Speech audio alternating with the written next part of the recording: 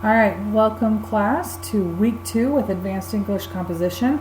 This week we are going to dive into our essay 1 by talking about blogging and the informal voice. So hopefully this will help you move forward this week. So let's get started.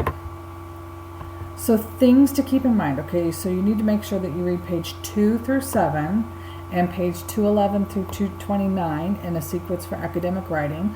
It's going to talk about summarizing and also the writing process. Be sure to respond to week 2 discussion board questions, and then keep in mind that our essay 1 informal persuasion and summary is due at the end of week 3. So we're getting pretty close.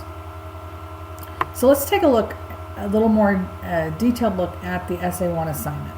So for this first writing assignment, you are asked to persuade an audience of family or friends to agree with you about your idea for change. So you will need to include a main idea for this informal writing in the form of a thesis statement. So you are going to include some more formal elements, but this thesis is going to evolve throughout the semester, but hopefully it's going to help you get started where you for that big idea for changing your current culture for the assignment at the end of the semester, which is an argument research paper. So through the informal voice, you're going to pitch your idea to your audience. So you're going to form an inviting point of view that will make the audience want to make the change that you are offering. So your paper should also include a summary paragraph that integrated into the body of your paper, and this should share information and ideas from a blog that you find concerning your topic. So you're going to not only share your ideas, but you're going to integrate someone else's to back up what your ideas are. This is where you share the main ideas of a larger work in a shorter amount of space. And of course, this is going to be in MLA format with citation for that one blog source that you're going to use. Keep in mind that this essay should be 1 to 2 pages long, so that's 1 full page of typing to 2 full pages of typing, double spaced. It needs to have an MLA title page, which I have posted an example of an MLA title page to the announcements and in course documents. Also, your textbook has some MLA formatting help as well. So you're going to type your paper in Times New Roman 12-point font. It's going to be 1-inch margins all around, and the whole document should be double spaced. There's a video link here, which you can copy down or click on, and you can go to a YouTube video on how to double space a document. It needs to be turned in to the week 3 folder in the assignments and quizzes. And it has to be, there's going to be a Dropbox there, and it needs to be turned in as a .doc, .docx, or a .rtf file. This cannot be turned in as a Google Doc. Now, it cannot be turned in with a .gdoc or .gdocx. It cannot be turned in that way. I cannot take it. So you have to turn it in one of these formats. Keep in mind that if you use Google Docs, you can download the file onto your computer as a .doc or .docx or .rtf file, and then upload it to the classroom. So there is a way to use Google Docs, but just not save it in the format of a Google Doc. So keep that in mind. I don't want to see any links. I really want you to upload these in the correct format. Keep in mind that this is due at the end of week 3, so that the end of each week is Sunday. So Sunday at the end of week 3 at 11:59 p.m. Central Time. So let's talk about the steps to take to really move through this blog. So this is an informal paper, and we're taking it in the form of a blog because I think that will be an easy way to create that informal voice. So in order to create this blog post, there are 4 basic steps. So you're going to first connect to the audience. So you're going to need to establish a reason for blogging. Why are you writing this post? So whether you're communicating to your friends or your family, or you have a group of followers, what is the point of your blog? So this is going to be like one post in a larger blog. So for instance, if you are a food blogger and you are writing an article about nutritious lunches at schools, you're going to need to be able to communicate that as a food blogger, this is why you're sharing this idea. So establish the reason for blogging. And then who are you writing to? You're going to establish that. You don't have to say this blog is to my friends and family. But the way in which you communicate should also communicate an audience of sorts. You're also going to include a thesis statement, which we're going to talk about each of these things in more depth, which is basically the main idea of your entire paper.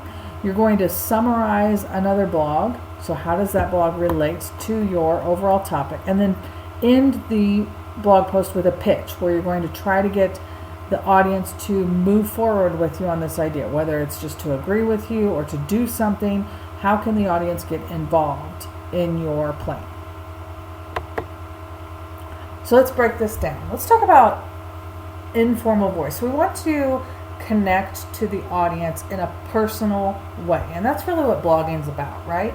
So a blog is kind of like this online journal or online diary where people share their ideas and their heart's desires, their passions. They share these things on blogs and to get their voice out there. And blogs have, a very similar structure to them, whether it's a blog about homesteading or a blog about, a food blog or whatever it may be.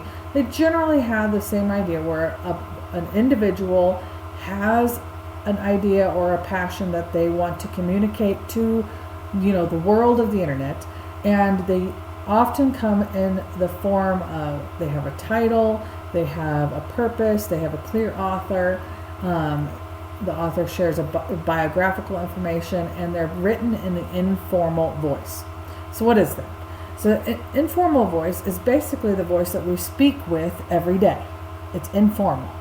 So it will include first-person perspective, that I, me, my, mine, or second-person perspective where you talk directly to the audience. You need to do something. You need to do it.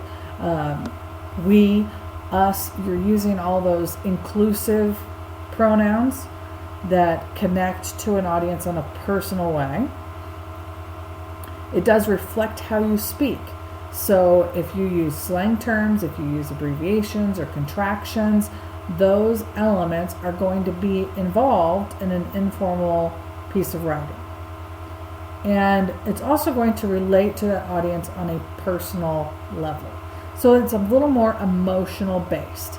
Formal voice, generally speaking, requires only third-person perspective. It will have an elevated tone and vocabulary, so a more professional tone with a vocabulary that is expanded beyond what you would normally use in your everyday language.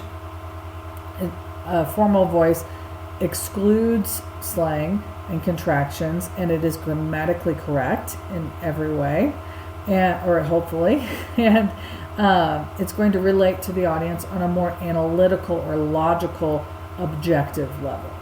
So informal is subjective, it's emotional, it's connective and personal to the audience in some way. It's going to use everyday language, vocabulary that you would use when you're talking to your mom or your teacher or your girlfriend. It's going to use those types of forms of vocabulary. So you can use slang, you can use abbreviations, you can use contractions. It's going to reflect how you speak. And it really, when you connect to an audience in a blog sense, you are making that personal connection. So your voice, so your unique voice, your unique way of putting words together, whether it's sarcastic or funny or morose, whatever it is that your personality is, should really be reflected in your language and the way you present your blog so that the audience can make that personal connection with you. So after you connect to the audience, you let them know what your blog's about, why you're talking to them, what you're passionate about, that kind of stuff. Then you're going to move into a thesis statement. And the thesis statement is the main idea of your entire paper. It's generally going to be 1 or 2 sentences long. A working thesis statement means that it can be modified through the writing process. So if you develop a thesis statement for this essay and you want to continue along those same lines as you move toward your argument essay at the end of the semester, we would call this a working thesis statement, because it's something that, yes, the main idea is there, the main purpose is there, but it's going to develop and change over time. And it not only shares the topic of your paper, so if you think back to, if you're going to blog about healthy school lunches, that's a topic, healthy school lunches. But it's going to present more than just a topic, but it's going to present your stance on that topic. So for instance, with healthy school lunches, a stance or a point of view would be that, my local school needs to provide a variety of healthy choices for students in the school lunch program. So that's a should. It's presenting an opinion, something that needs to happen, a point of view, a stance on that topic. And then how do you plan to prove it? So how can we do that? How can we implement this idea? What does the audience need to do? How can we prove that the thesis statement, that your point of view is right? So these are some more formal examples of thesis statements. So I'm going to read them and then think about how can we make them more informal. So, as individuals in the United States, the issue of hunger stares us in the face through the piercing gazes of people living in our own communities, cities, and states. It may seem like a problem too large for any one person, but each of us can give, volunteer, and petition our governments to return those gazes with eyes of compassion. So this is kind of a mix between formal and informal. We have an elevated vocabulary and elevated tone, but we do have some personal elements. It's talking about us and what we can do. The individual. So it does have some more informal elements. So if you wanted to make it even more informal, perhaps you can connect to them on a personal level in terms of where they live. And you can add more slang terms and everyday language. So, it could be, hey, St. Louis County, we need to change the issue of hunger in our county. So see, just connecting to them on the exact audience that you're looking at, that can also make that more informal perspective there. So another example, IBM, a once thriving technology company, must attempt to revive its image, increase profitability, and become a thriving competitor in the industry again. So how can we make that informal?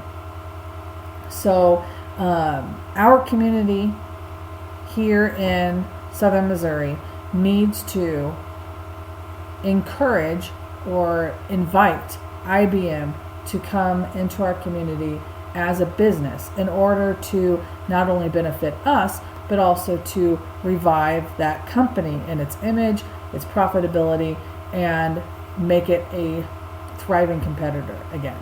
So we can make that more personal to create a thesis statement that is informal and persuasive. So after you have connected with the audience, clearly shared with us who your audience is and why you're writing to them, sharing the thesis statement, you're going to need to share a summary of another blog. So a summary, what you need to do is find a blog. So you're going to be researching on the internet, find a blog post that you can model. So something that connects to your topic in some way and is written in an informal voice. So someone that you not only agree with in terms of what they're presenting in their blog, but maybe you make a connection to the way that they write. Maybe it's interesting or funny or engaging in some way and you like it. So find a blog post that not only connects to the topic of your own, but also connects to you on some personal level that you can emulate or model the voice of that post. And then in a paragraph in the body of your blog, you need to incorporate a summary of that blog post. And the way what we're doing here is we're sharing with the audience that not only you think this idea is good, but other people think this idea is good. So if we have the support of other bloggers, of other individuals showing that they believe in the same values and the same principles that you believe in, that it's a viable solution, that your idea is something that could actually work. So we're sharing a blog of someone that relates to your topic. And you're going to integrate that into your paper by sharing a summary. And a summary is going to be its own paragraph. It needs to stand on its own while still being integrated into your blog. So a summary should share the main ideas of the original source. You do not have to give every stinking detail that the blog shares. We really just need to know the main ideas, and you're going to write those main ideas in your own words. Now you can include quotes from the blog if you would like, but you need to include those correctly with quotation marks and in-text citation. So that's the one element of formality that we're definitely going to keep with this assignment. You do need to cite your sources correctly. So you can incorporate quotes, but don't just use quotes. We really need to see what this blog says summarized in your own words. It's kind of like paraphrasing, but paraphrasing is more sentence by sentence, and a summary takes a larger work and shares the information from that larger work into a smaller block of text. And you should clearly indicate with citation and the wording of your paragraph that you are summarizing someone else's work. So yes, we include in-text citation when we paraphrase or summarize or quote. Yes, we're going to use a works cited page citation at the end of the paper, but how else can we integrate the sources? So one of the ways we can do that is using lead-in statements. So these are words or phrases that let the audience know that the stuff that's coming up next in your paper is from an outside source.